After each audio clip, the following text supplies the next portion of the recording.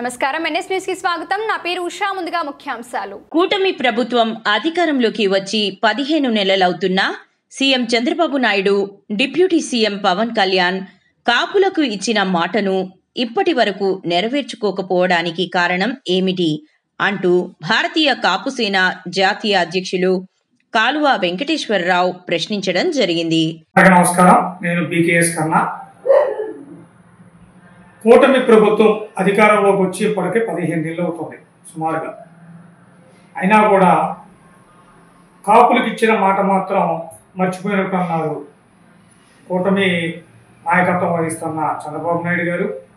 ఆ రోజు కూటమి వచ్చి రాష్ట్రంలో వస్తేనే రాష్ట్రం అభివృద్ధి పదంలోకి ముందుకెళ్తుందని మాట్లాడిన పవన్ కళ్యాణ్ గారు కూడా కాపులకు ఇచ్చిన మాట మర్చిపోయినట్టున్నారని ఒకసారి గుర్తు చేసుకుంది బీకేఎస్.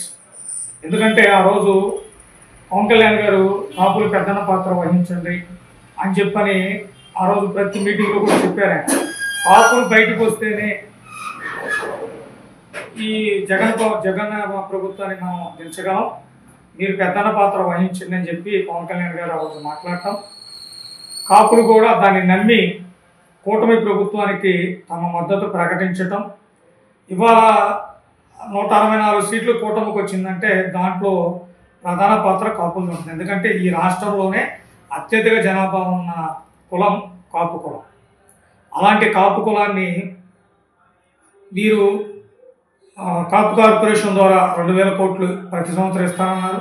ఒక సంవత్సరం ఆల్రెడీ ఇచ్చినట్టే ఇచ్చి మళ్ళీ దాన్ని ఆపేశారు. అప్లై చేసుకోమన్నారు కాపు కార్పొరేషన్ ద్వారా అని చెప్పని మళ్ళీ దాన్ని ఆపేశారు. ఎందుకు ఆపారో కూడా ఎవరో తెలియదు. తర్వాత మళ్ళీ 2వ సంవత్సరం ఇది కూడా అయిపోవచ్చింది. ఇంతవరకు కాపులకు ఇస్తానన్న కాపు కార్పొరేషన్ ద్వారా ఇస్తానన్న 2000 కోట్లు ఇంతవరకు ఇవ్వలేదు. తర్వాత రిజర్వేషన్ 2014లో కేంద్ర ప్రభుత్వం ఓబీసీ కోటా కింద 10% రిజర్వేషన్ ఇస్తే చంద్రబాబు నాయుడు గారు దాన్ని 5% కాపులకు ఇస్తారని ఆ రోజు అసెంబ్లీలో తీర్మానం చేయటం. ఈలోపు చంద్రబాబు నాయుడు గారి గవర్నమెంట్ వెళ్ళిపోయి వైసీపీ గవర్నమెంట్ రావడం జరిగింది. జగన్మోహన్ రెడ్డి ఆ రోజు ఇది మా పరిధిలో లేదు, కేంద్ర పరిధిలో ఉందని కాపులకు ఆయన కూడా అన్యాయం చేశారు. ఇప్పుడు మళ్ళీ కూటమి అధికారంలోకి వచ్చింది. కూటమి అధికారంలోకి వచ్చిన తర్వాత చంద్రబాబు నాయుడు గారు దాని గురించి పట్టించుకోవడం మానేశారు. ఈ 2 ఏళ్లలో కాపులకి 5% రిజర్వేషన్ అమలు చేస్తే ఎంతోమంది కాపులు పేదలు ఎంతోమందికి ఉద్యోగాలు రావడం జరిగేది.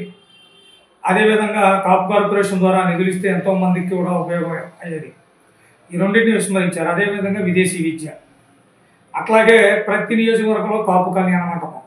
ఇక్కడ దౌర్భాగ్యం ఏంటంటే కాపులు ఓట్లు కావాలి. ఏ ఎమ్మెల్యేకైనా మినిస్టర్లు అయినా సరే గెలిచేంతవరకు కాపులు ఓట్లు కావాలంటారు. గెలిచిన తర్వాత కాపుల గురించి మాట్లాడతాను భయపడిపోతారు. ఇదేంటో అర్థం కాదు. ఏ ఎమ్మెల్యే అయినా సరే, తెలుగుదేశం ఎమ్మెల్యే అయినా, జనసేన ఎమ్మెల్యే అయినా, బీజేపీ ఎమ్మెల్యే అయినా, ఏ గతంలో వైఎస్ఆర్సీపీ ఎమ్మెల్యే అయినా కాపులు ఓట్ల మీద గెలుపుతారు. తర్వాత కాపు జాతిని పట్టించుకోరు. వీళ్ళందరికీ ఒకటే చెప్తున్నాం, మేము భవిష్యత్తులో కాపుల సత్తా ఏంటో మీ అందరికీ కూడా చూపెడతామని. మీరు ఆ రోజు ఇచ్చిన ప్రకారం కూటమి ప్రభుత్వం ఎన్డీఏ ఆ రోజు మాట ఇచ్చిన ప్రకారం కాపులకు 5% రిజర్వేషన్, అదేవిధంగా 2000 కోట్లు కాపు కార్పొరేషన్ ద్వారా నిధులు విడుదల చేసి విదేశీ విద్యలో కానీ కాపు కళ్యాణ మండపాల్లో కానీ ప్రతి విషయంలో కూడా కాపులకి న్యాయం జరిగే విధంగా చేయాలని కూటమి ప్రభుత్వాన్ని భారతీయ కాపు సేన డిమాండ్ చేస్తుంది. జై కాపు, జై జై కాపు.